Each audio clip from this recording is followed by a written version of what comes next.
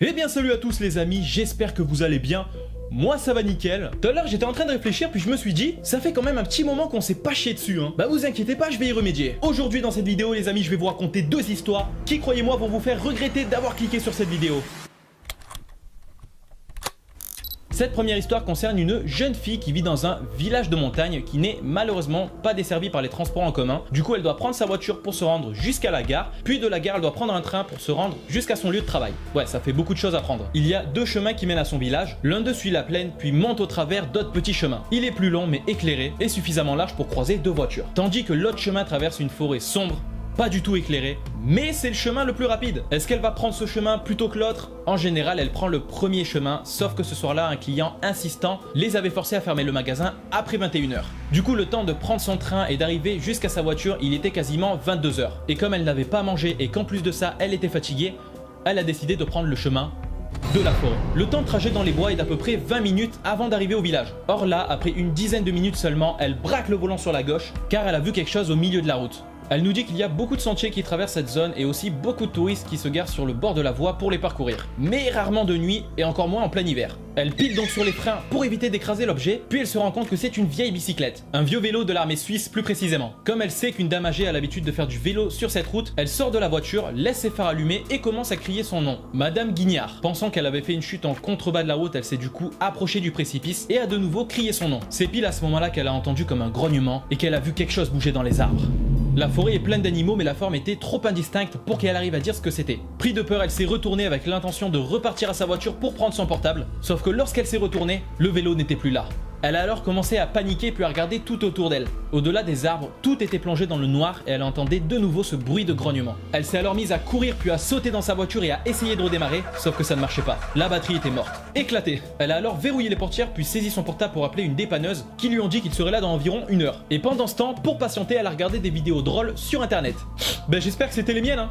Et elle nous dit aussi que malgré la faible luminosité du chemin, elle a vu une énorme masse se déplacer tout autour de sa voiture. Lorsque la dépanneuse est arrivée, plein phare, elle était au bout de ses nerfs, puisqu'il n'y a pas la moindre trace du vélo ou de la chose qu'elle a cru voir. Par la suite, le mécanicien a redémarré sa voiture, puis elle a fini par prendre un taxi pour rentrer chez elle en précisant bien de prendre l'autre route. J'ai envie d'être en contact avec du goudron, tu vois. Plus tard, elle a ensuite appris que l'alternateur de sa voiture avait grillé et que c'était la raison pour laquelle la batterie de sa voiture ne se rechargeait plus. Mais ce qui est étrange, a dit le garagiste, c'est que ce ne sont pas quelques minutes de phare qu'ils auraient pu vider littéralement la batterie.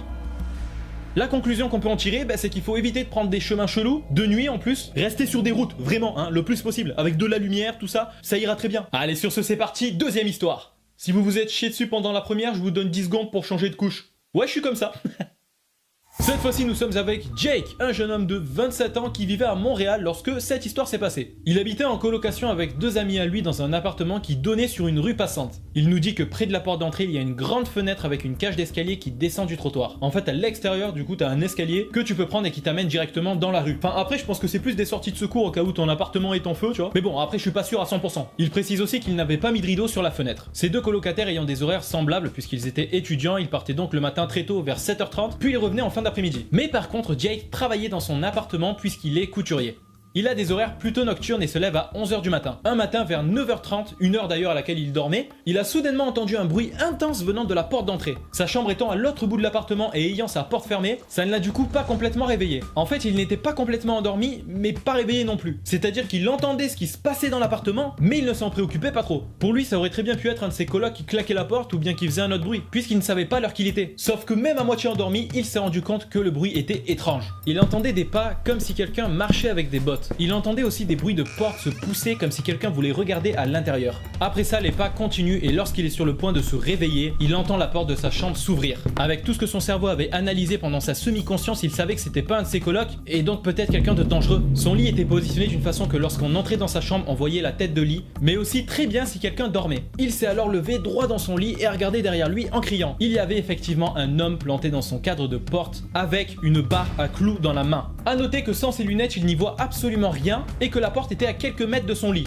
Tout ce qu'il a pu voir, c'est qu'il portait une chemise à carreaux bleue et noire et qu'il avait le crâne rasé. Et qu'il avait une barre à clous à la main, quand même, c'est pas rien. À ce moment-là, Jake pense que la personne n'avait pas vu qu'il était là, puisque quand il tournait la tête pour le regarder, la personne fixait l'armoire au bout de la pièce. Du coup, deux choix sont possibles. Soit la personne se sauve, ce qui serait le mieux pour Jake, soit l'attaque, ce qui est moins cool pour Jake. Son réflexe a donc été de se lever, puis de courir après lui en criant. Et il a tellement eu peur qu'il n'a même pas eu le temps de le rattraper avant qu'il sorte de l'appartement par la porte d'entrée. Il l'a quand même suivi dehors pour voir s'il avait un complice ou s'il y avait une voiture, sauf qu'il n'y avait rien. Nada, que chi, walou. Ensuite, Jake est revenu à l'intérieur de l'appartement pensant que ses objets électroniques auraient disparu, sauf qu'ils étaient toujours là. La personne n'a absolument rien touché, du coup, quel était l'intérêt de venir dans cet appartement? Mais par contre, il remarque qu'il y a des morceaux de bois près de la porte et des marques de barre à clous.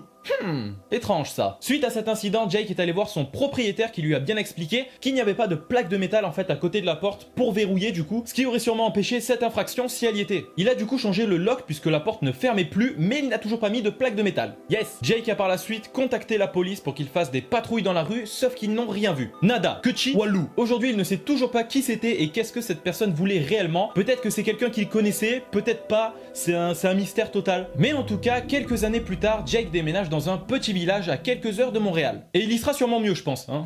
Enfin, en tout cas, j'espère pour lui, quoi. Parce que si jamais il doit revivre un bail chelou comme ça. Bon, voilà, en tout cas, c'est tout pour ces deux histoires. J'espère qu'elles vous ont plu. Moi, en tout cas, ça m'a bien fait kiffer de vous les raconter. Elles m'ont donné des frissons, je vais pas vous mentir. Ce qu'on peut en retenir, c'est qu'il faut éviter de prendre des chemins chelous la nuit et qu'il faut bien fermer sa porte à clé, surtout avant d'aller se coucher, parce que tu sais jamais qui peut rentrer chez Watt. Sur ce, moi, je vous dis à la prochaine. D'ici là, portez-vous bien, prenez soin de vous parce que dehors, il y a le corona. Et surtout, abonnez-vous!